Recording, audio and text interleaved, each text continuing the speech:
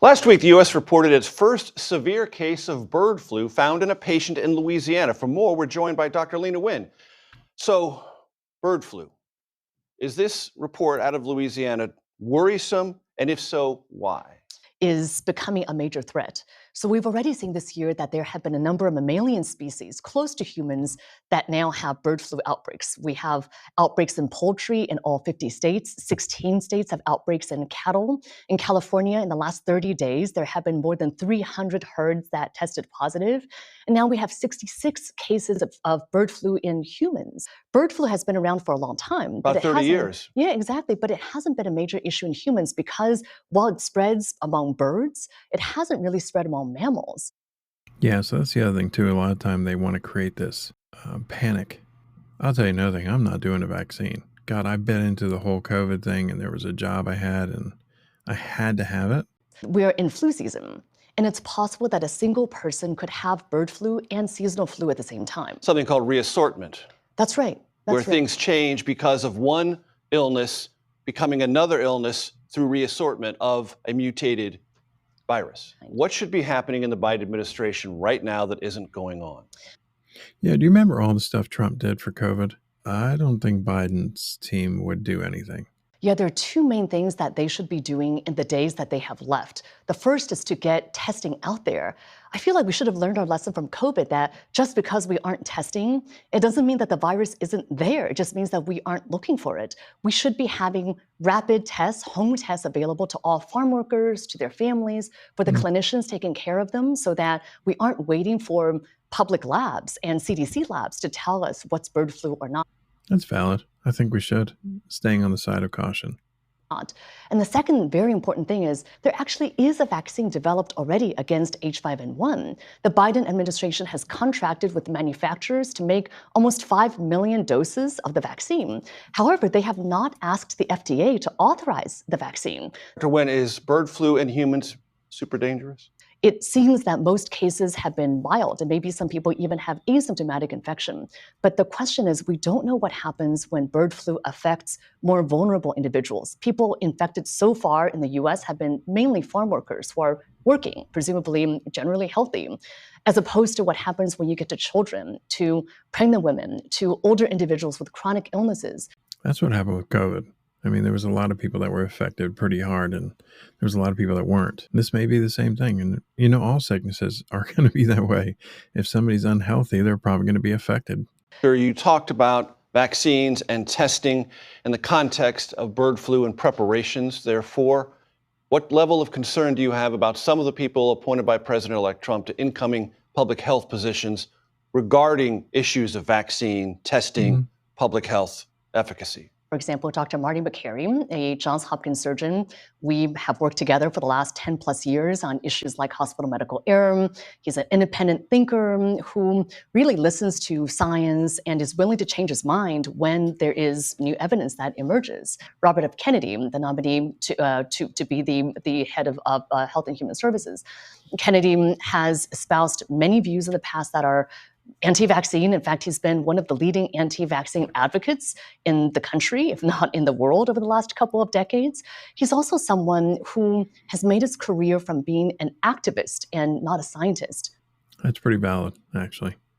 It's a fact that childhood vaccines are safe and they are life-saving. A CDC analysis just now found that the childhood vaccinations have saved over 1.1 million children's lives over the last 20 years. According to a Lancet study, childhood vaccines saved 154 million lives globally over the last 50 years. Do you believe it's more imperative than you described earlier for the Biden administration to move forward on bird flu vaccinations and testing?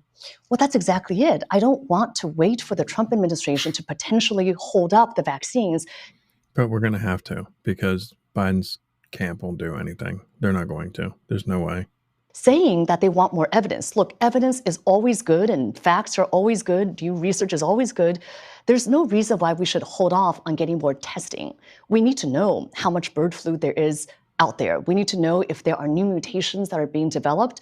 Other countries also need to know so that they can prepare as well. Still no evidence of bird flu passing from person to person, but health experts warn that mutations of the virus could make it more likely to spread between humans.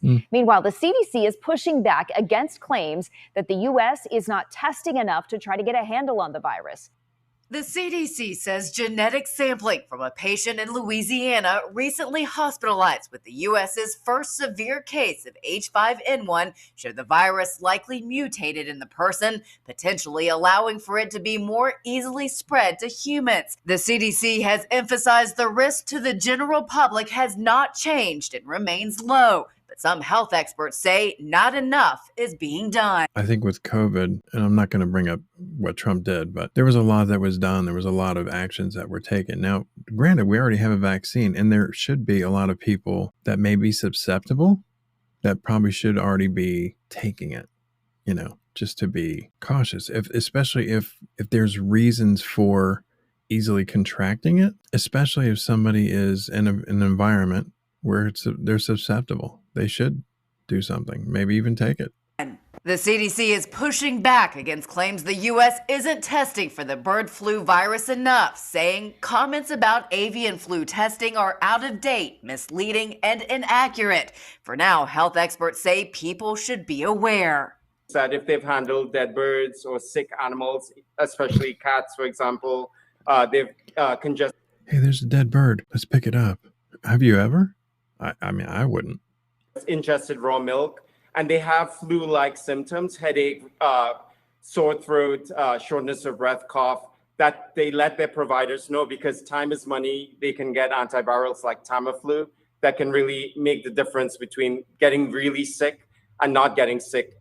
Scary, because it all sounds very COVID-ish. Does it not? That much. I'm KATC's Penelope Lopez, and I sat down with LSU expert Dr. Mark Mitchell to discuss the health risks and what you can do to protect yourself. Now, I don't know if anybody's in the environment where they need to be protected, but so I put this in here so everybody, if you happen to be in an environment where you fall under these kind of guidelines, and it's good to know. So I just wanted to make people aware of what they need to do. And I sat down with LSU expert Dr. Mark Mitchell to discuss the health risks and what you can do to protect yourself. If you happen to be in an environment where you're susceptible to things, I put this in so people can be aware, be a little bit more cautious. With the recent rise in avian flu, experts are warning the public to be cautious when handling wild birds and chickens. While the risk of bird flu infections to the general public remains low, last week Louisiana recorded the nation's first severe human case linked to dead birds in a backyard flock, according to the CDC. So how do we minimize health risks? LSU Director of Wildlife, Dr. Mark Mitchell, says it's important to limit contact with wild birds, control access to your chickens by cooping them, monitor flock health, maintain cleanliness, and report suspicious cases to your local veterinarian. Since April, a total of 61 cases have been reported across the U.S., and it's not just affecting your health, it's also impacting your wallet. The reason egg prices have spiked the last 2 and 3 years, everyone might remember, is because of bird flu. If they find it in a chicken house, they cull, meaning they kill all of the chickens. That's one of the reasons. So they've killed tens of millions of birds. That's why egg prices have gone up. While the main threat remains in animals, experts say bird enthusiasts should be cautious. As a reminder, if you do come in contact with a flock of dead birds, do not touch them with your bare hands. Use precautionary measures like gloves and make sure to notify local wildlife authorities. Well, there you have it. Bird flu. A lot of it sounds like COVID. I get it. I don't think there's anything wrong with being on the side of caution. Now, we also need to understand that. So there's roughly been 939 cases that have been reported globally since 2003, and there's 464 deaths from the H5N1. That is global. In 21 years, 464 deaths. There's probably more people that have choked to death on their food in restaurants, but I probably can guarantee you there's more.